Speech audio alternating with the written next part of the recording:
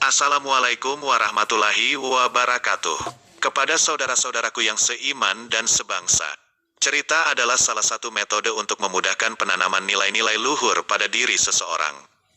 Karena selain menghibur juga mendidik orang yang membaca maupun yang mendengar untuk mengambil hikmah dari cerita yang ada. Maka ambillah pelajaran terhadap apa yang kamu lihat dan apa yang kamu dengar, wahai orang-orang yang berfikir. Dari ayat ini dapat diambil itibar, pelajaran, bahwa sebuah cerita dapat memberikan pelajaran yang berharga bagi semua orang.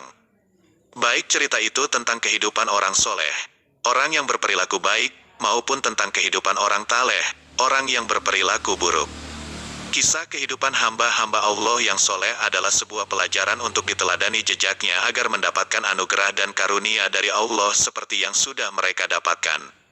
Sebaliknya kisah kehidupan hamba-hamba Allah yang taleh adalah sebuah pelajaran untuk menghindari sikap perilaku seperti yang sudah mereka lakukan sehingga azab Allah tidak menimpa kita sebagaimana telah menimpa mereka. Kisah-kisah yang kedepannya yang akan saya upload ini memiliki keunikan tersendiri. Karena cerita-cerita di dalamnya sangat jarang ditemukan dalam konten-konten atau buku-buku yang telah beredar selama ini. Tentu saja cerita-cerita ini bukan hanya untuk didengar sambil lalu, tetapi diharapkan dapat menjadi suri tauladan bagi kehidupan kita dalam rangka beribadah kepada Allah Subhanahu wa Ta'ala.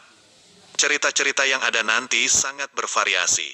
Selain dari cerita orang-orang soleh dan orang-orang taleh, juga memuat cerita tentang hal-hal lain yang dapat dijadikan pelajaran ataupun sekedar informasi ringan.